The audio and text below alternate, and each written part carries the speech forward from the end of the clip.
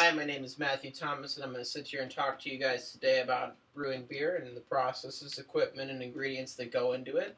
And what I have for you today is I have a 6.5 gallon glass carboy, a stopper with our airlock attached to it, which sits right in there like that. I've got our kettle right here, which we actually brew, or we actually boil our ingredients and add everything into there.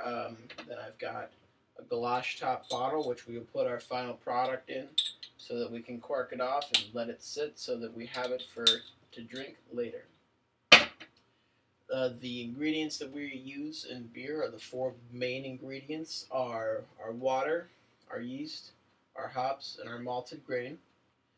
Um, the process that we go through with that is we mill our grains. We add those to our mash tun with our water, which is at a strike temperature of about 183 degrees, so that when it meets the grains, it comes down to about 170 degrees. And at that point, we have saccharification, which is the process of turning our starches into sugars. We let that sit there for about 20-25 minutes till everything is converted, and then we resurface from the bottom up to the top. So we are taking liquid from the bottom of our mash tun and applying it to the top, which gets all of our debris and our husk material trapped inside of our yeast or inside of our grain cake. And after everything is resurfaced for about 5-10 minutes, then we take the liquid from the bottom, which is clear and devoid of most of the material, and we start to transfer that into our kettle here.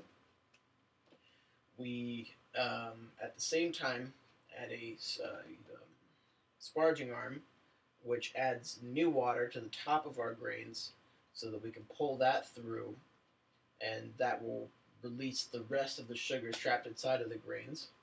We transfer everything over into our kettle here, and this is where all the magic happens. In here, we're going to have everything boiling, and it's going to boil hard, full boil, for about an hour. And in that, we're going to lose a little bit of volume, about 10 to 15% of our total volume.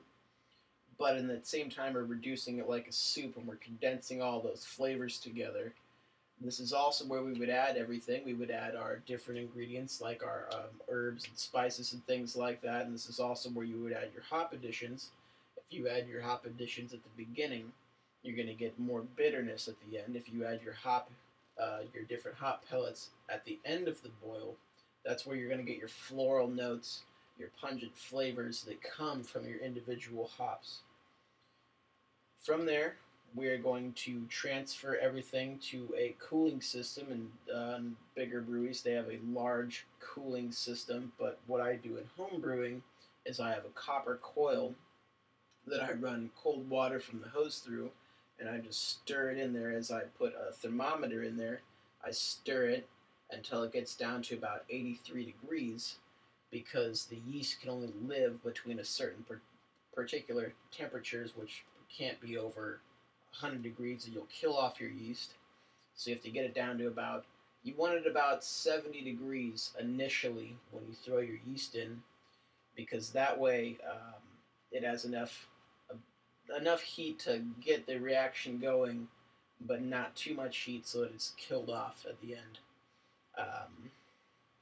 At the same time that we're cooling this, we're going to either add oxygen right then and there, or we are going to, as we place it into the carboy, aerate it by going through a strainer, which allows it to come in contact, because yeast require enough oxygen to do their reproduction. So after we have transferred everything into our carboy here, we'll take this off, everything will be transferred into here, fill up to about this level here. We're going to pitch our yeast into there. Everything should be at about 73 degrees for our ale yeast.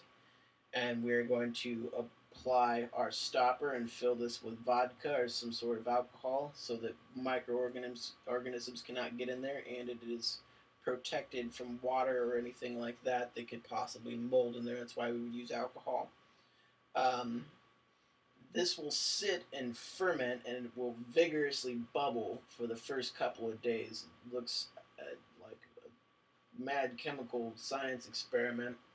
After about a week, everything will start to settle down, and there'll be a giant yeast cake down here, and that's not good for our final beer product because of the diethylene of the dead yeast cells. So what we will do is we will take this beer that's in here and we will transfer it into a secondary carboy.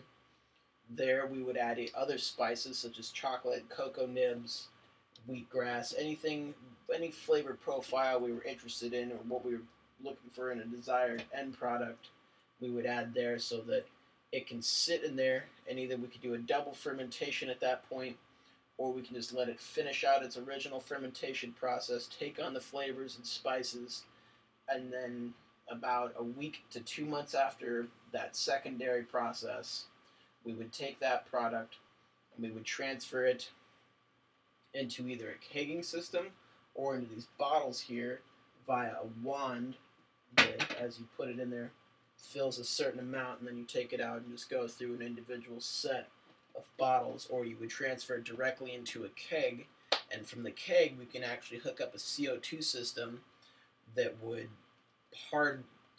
carbonate it just by pressurizing it to a high pressure for a longer period of time, so that the gas dissolves into the solution.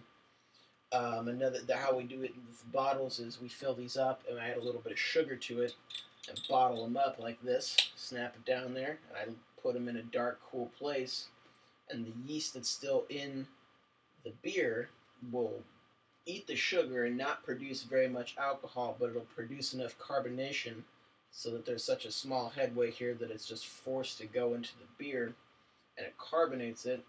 So after about 2 to 3 weeks, our beer is fully carbonated, and we can sit down and we can enjoy it. And that is the steps to brewing beer in a simple home brewing process. Some of the things that I'm actually missing here is our mash tun and our liquor tank, which would be a great visual aid, but I don't have those things to bring in to this area. It's very large and cumbersome. I would like to thank my parents for being here, my friend RJ, and Cal, who's been here, and thank you very much for sitting and enjoying this process.